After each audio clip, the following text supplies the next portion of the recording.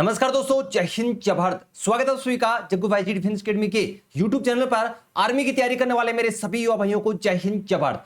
चलिए दोस्तों, आज का सेशन स्टार्ट करते हैं और आज के सेशन में हम डिस्कस करेंगे आर्मी अग्निवीर के लिए मैथ्स का प्रैक्टिस सेट। जी हाँ दोस्तों, ये जो हम प्रैक्टिस सेट डिस्कस करने जा रहे हैं इसके अंदर 15 क्वेश्चन हम डिस्कस करेंगे, सेम उसी पैटर्न पर जिस पैटर्न पर आर्मी के ओरिजिनल पेपर में क्वेश्चन पूछे जाते हैं।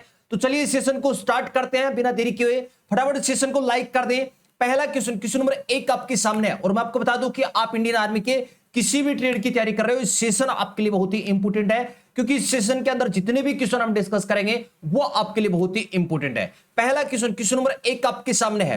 क्वेश्चन नंबर 1 आपसे पूछा गया है कि एक रेलगाड़ी 72 किलोमीटर प्रति घंटा की रफ्तार से जाते हुए एक खंबे को 20 सेकंड में पार कर जाती है। आपसे पूछा है रेलगाड़ी की लंबाई क्या है। क्वेश्चन में क्या दे रखा है कि एक रेलगाड़ी 72 किलोमीटर प्रति घंटा की रफ्तार से जाते हुए एक खंबे को 20 सेकंड में पार करती है। आपसे पूछा है गाड़ी की लंबाई।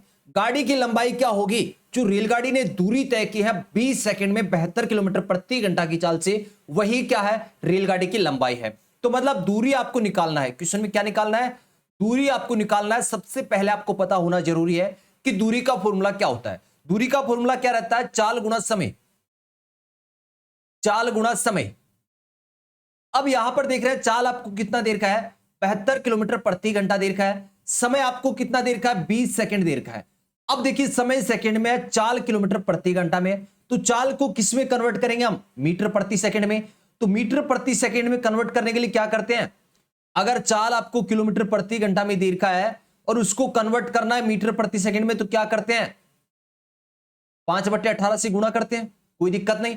अब यहां पर चाल आपको दे रखा है 72 किलोमीटर प्रति घंटा, इसको मीटर प्रति सेकंड में कन्वर्ट करने के लिए 5/18 से गुणा कर देंगे।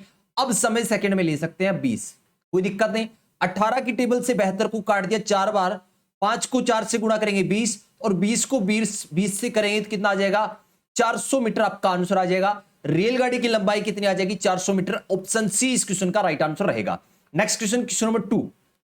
अगर आप आर्मी के ऐसे 50 प्रैक्टिस सेट लगा लेते हैं तो जब भी आप आर्मी का पेपर देने जाते हैं तो 15 में से भाई आप 12 प्लस क्वेश्चन 100% करने वाले हैं। चलिए नेक्स्ट क्वेश्चन नंबर 2 डिस्कस करते हैं। क्वेश्चन नंबर 2 आपको दे रखा है कि राहुल एक मेज 450 में खरीदता है और 30 रुपए उसके परिवहन पर व्यय करता है।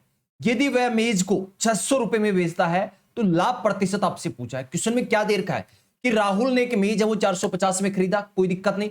30 रुपए उसके ऊपर खर्च किए हैं, उसको लाने के लिए खर्च किए हैं और 600 में बेच दिया, उसका लाभ प्रतिशत पूछा है। तो इससे क्वेश्चन में आपको एक चीज ध्यान रखना है कि 450 में खरीदा, 30 रुपए जो ऊपर उसके खर्च हुए हैं वो किस में इंक्लूड होता है? क्रय मूल्य में होता है। तो यहां पर क्रय मूल्य कितना हो जाएगा? 450 प्लस ये 30 हो जाएंगे, मतलब 480। तो 480 रुपए में तो खरीदा है और कितने में बेचा है? 600 में बेचा है। मतलब ये क्या है? कॉस्ट प्राइस है, क्रय मूल्य है। 600 क्या है? सेलिंग प्राइस मतलब विक्रय मूल्य है। यहां पर कितने रुपए का लाभ हुआ? यहां पर आप देख रहे हैं 120 रुपए का लाभ हुआ। 120 रुपए का लाभ किस पर हुआ? 480 पर। तो यहां पर आपसे लाभ प्रतिशत पूछा है, तो 120 का लाभ हुआ है लेकिन किस पर? 480 पर। और प्रतिशत में कन्वर्ट करने के लिए क्या कर देंगे? 100 से गुणा कर देंगे। 0 से 0 कैंसिल, 12 की टेबल से 48 को 4 बार कैंसिल और 4 से 100 को 25 बार। तो 25% प्रॉफिट होगा भाई। ऑप्शन बी इस क्वेश्चन का राइट आंसर रहेगा। Next question number 3। Question number 3 अच्छा क्वेश्चन है। ऐसे क्वेश्चन आर्मी के पेपर में कई बार पूछे गए हैं। 1.7 गुणा 1.7 माइनस 1.4 गुणा 1.4 बट्टे में आपको दे रखा है 1.7 प्लस 1.4। देखिए इसको हम क्या लिख सकते हैं? 1.7 गुणा 1.7 को हम लिख सकते हैं 1.7 का होल स्क्वायर लिख सकते हैं, कोई दिक्कत नहीं, स्क्वायर लिख सकते हैं। माइनस 1.4 को भी क्या लिख सकते हैं? हम 1.4 का स्क्वायर लिख सकते हैं। पट्टे में कितना है? 1.7 प्लस 1.4 है। अब यहां देख रहे हैं ये क्या आइडेंटिटी बन गई? ए स्क्वायर माइनस बी स्क्वायर। और ए स्क्वायर माइनस बी स्क्वायर क्या होता है? ए स्क्वायर माइनस बी स्क्वायर एक आइडेंटिटी है जो ए प्लस बी इंटू ए माइनस बी रहता है, ए माइनस बी रहता है। तो यहां पर क्या कर सकते हैं हम? सबसे पहले ए प्लस बी लिख देंगे, तो 1.7 प्लस 1.4 लिख देंगे इंटू 1.7 माइनस 1.4। अब नीचे आप देख रहे हैं 1.7 प्लस 1.4 है, क्या ये कैंसिल हो रहा है? इससे ये कैंसिल हो रहा है, बिल्कुल कैंसिल हो रहा है। क्या बच गया? 1.7 माइनस 1.4, तो 1.7 से क्या माइनस करना है? 1.4 माइनस करना है। आंसर क्या आ जाएगा? 0.3 आपका आंसर आ जाएगा। ऑप्शन सी इस क्वेश्चन का राइट आंसर रहेगा। यहां पर एक आइडेंटिटी लगेगी, ए स्क्वायर माइनस बी स्क्वायर, जो क्या होता है? ए प्लस बी इंटू ए माइनस बी रहता है। Next question, question number 4। Question number 4 आपसे पूछा गया है, और यह आर्मी के ओरिजिनल पेपर में क्वेश्चन पूछा गया भाई। आर्मी के ओरिजिनल पेपर में सेम टू सेम क्वेश्चन पूछा गया था कि एक सम चतुर्भुज का परिमाप क्या होगा जिसके विकर्णों की लंबाई 30 सेंटीमीटर है और 16 सेंटीमीटर है। तो सबसे पहले आपको पता होना जरूरी है कि सम चतुर्भुज क्या होता है। सम चतुर्भुज ऐसा चतुर्भुज होता है जिसके चारों भुजा क्या रहते हैं? समान रहते हैं। पहली कंडीशन क्या? चारों भुजा समान रहते हैं और उसके जो विकर्ण है ये आपस में क्या करते हैं? समद्विभाजित करते हैं। समद्विभाजित का मतलब एक दूसरे को दो भागों में डिवाइड कर देते हैं। तो यहां पर विकर्णों की लंबाई आपको दे रखा है भाई 30 सेंटीमीटर और 16 सेंटीमीटर। मान लीजिए अगर ये 30 सेंटीमीटर है, ये विकर्ण की लंबाई 30 सेंटीमीटर है, तो आधा यहां से लेकर यहां तक कितना हो जाएगा? 15। कोई दिक्कत नहीं। अगर इस विकर्ण की लंबाई 16 सेंटीमीटर है तो ये आधा कितना हो जाएगा? 8 हो जाएगा। अब यहां पर ये देख रहे हैं आप, क्या बन रहा है? समकोण त्रिभुज बन रहा है। क्या बन रहा है? समकोण त्रिभुज। समचतुर्भुज क्या होता है? जिसकी चारों भुजा बराबर हो, विकर्ण एक दूसरे को समद्विभाजित करते हो और 90 डिग्री के कोण पर। तो यहां पर देखिए समकोण त्रिभुज बन गया। अब समकोण त्रिभुज से हम यहां पर क्या निकाल सकते हैं? कर्ण निकाल सकते हैं। ये कितनी लंबाई है? 15 है, ये 8 है, ये अपने को निकालना है। तो बड़ी वाली भुजा निकालने के लिए क्या करते हैं?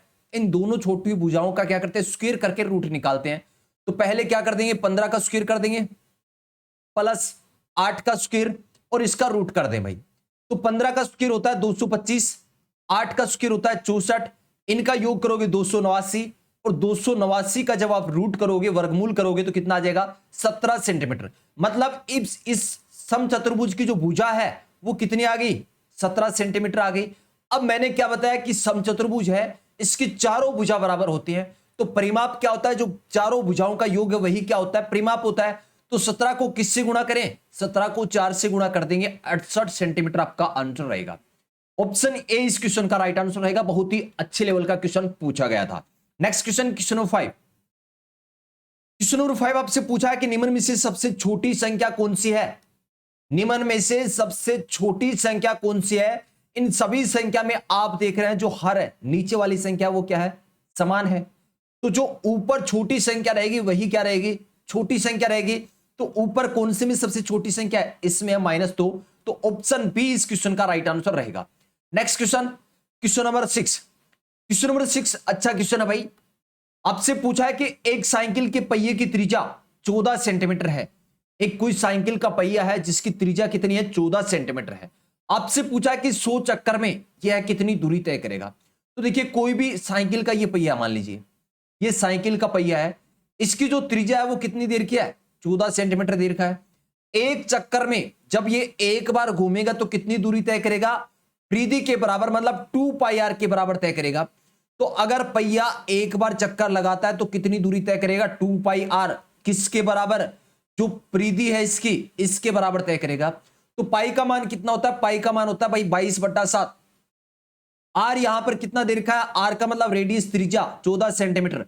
तो एक चक्कर में तय करेगा 2πr के बराबर 2 गुणा पाई का मान हमने रख दिया 22/7। आर कितना है? आर है 14 सेंटीमीटर। अब काट दे 7 की टेबल से 14 को 2 बार, 22 को 2 से गुणा करेंगे 44, 44 को 2 से गुणा करेंगे 88। मतलब एक चक्कर के अंदर 88 सेंटीमीटर की दूरी तय करेगा। तो 100 चक्कर में कितनी तय करेगा?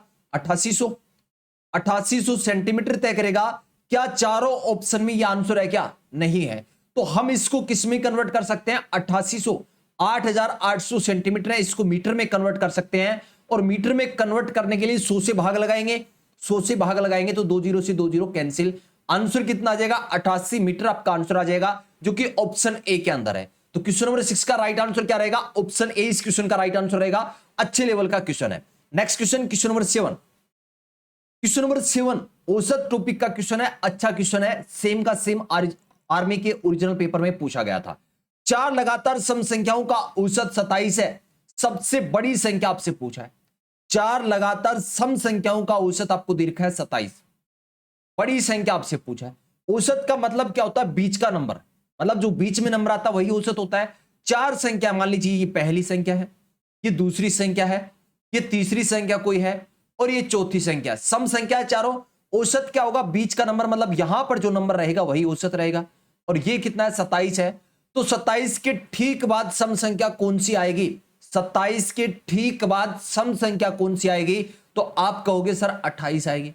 28 के बाद सम संख्या कौन सी आएगी? 30 आएगी। और आपसे यही पूछा कि भाई साहब सबसे बड़ी संख्या बताओ इन चारों में, तो सबसे बड़ी संख्या 30 है। अगर सबसे छोटी पूछा जाए तो 27 से ठीक पहले सम संख्या कौन सी रहेगी? 26। और 26 से ठीक पहले क्या रहेगी? 24 रहेगी।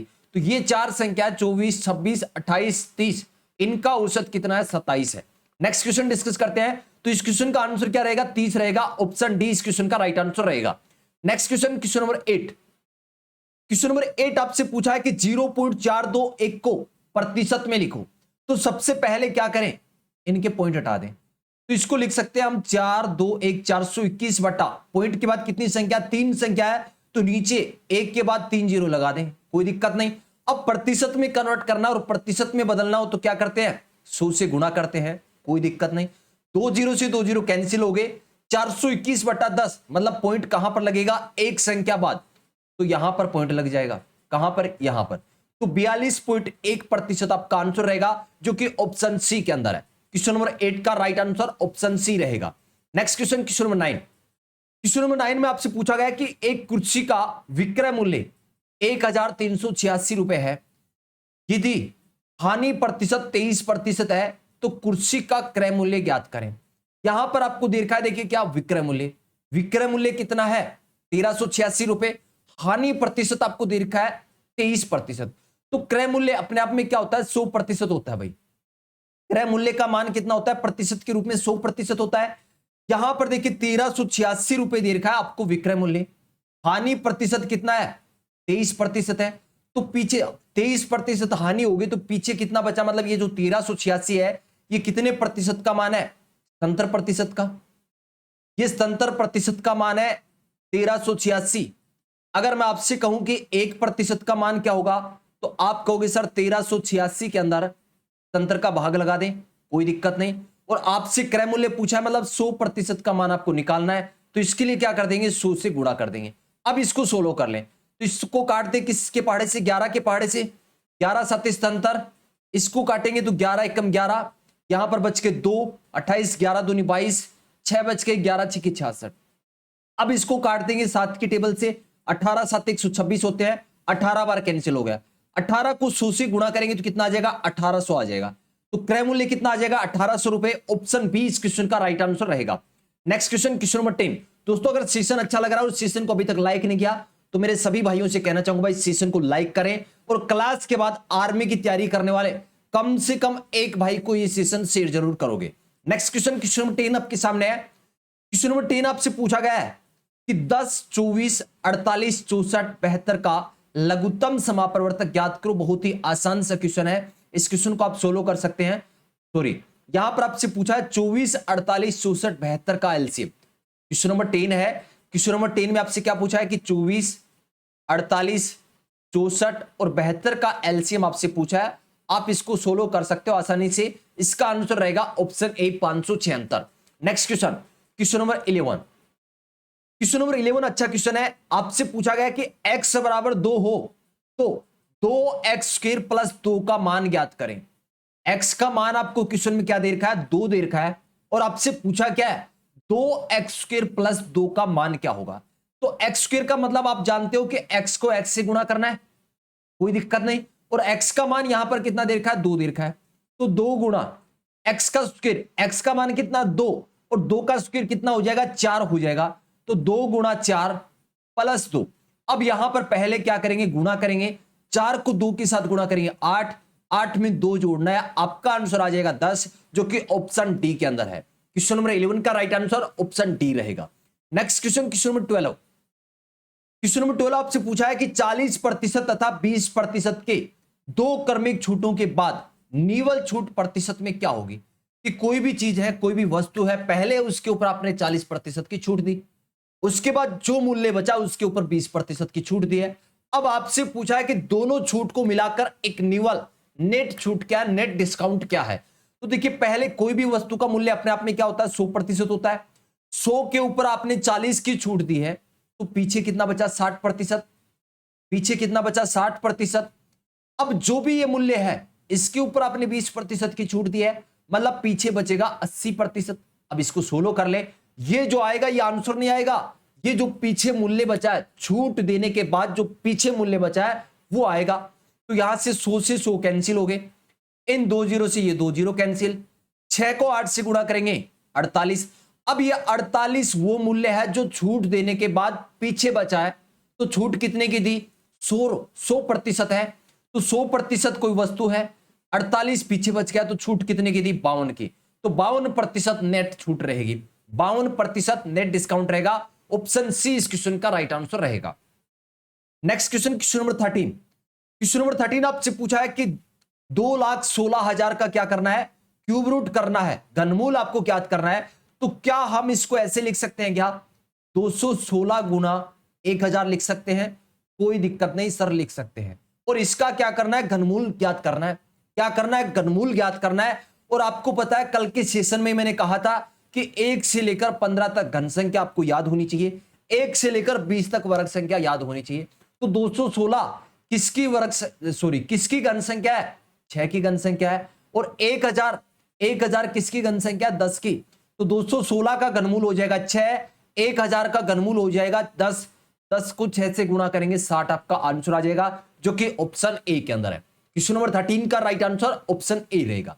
नेक्स्ट क्वेश्चन, क्वेश्चन नंबर 14, इस सेशन का सेकंड लास्ट क्वेश्चन आपके सामने है। क्वेश्चन नंबर 14, यदि 8:9 समानुपात 8:18 हो तो x का मान ज्ञात करें। और यह क्वेश्चन आपके लिए बहुत ही इंपॉर्टेंट है, आर्मी के ओरिजिनल पेपर में ऐसा सेम टू सेम क्वेश्चन, मतलब संख्या चेंज थी, सेम इसी टाइप का क्वेश्चन कई बार पूछा गया है। तो चलिए इसका आंसर करते हैं। क्वेश्चन नंबर 14 आपको क्या दे रखा है कि 8:9 बराबर आपको क्या दे रखा है, x:18 हो। तो x का मान आपसे पूछा है, तो 8:9 को हम क्या लिख सकते हैं, 8/9 लिख सकते हैं। समानुपात का मतलब बराबर, x:18 को क्या लिख सकते हैं, x/18। अब इनको क्या कर सकते हैं आप, वज्र गुणन कर सकते हैं, मतलब क्रॉस मल्टीप्लिकेशन कर सकते हैं।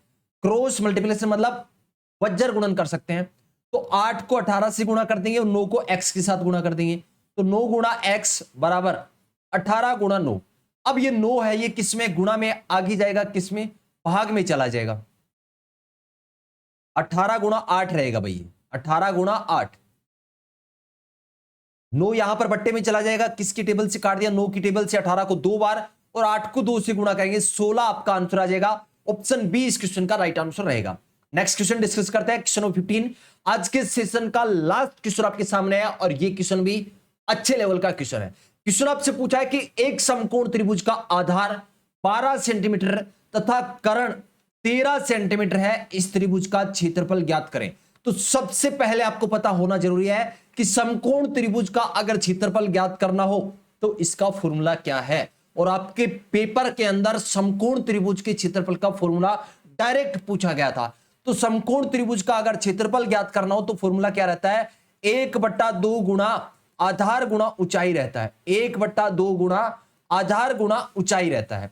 1/2 गुणा आधार गुणा ऊंचाई, same to same question paper में आया था।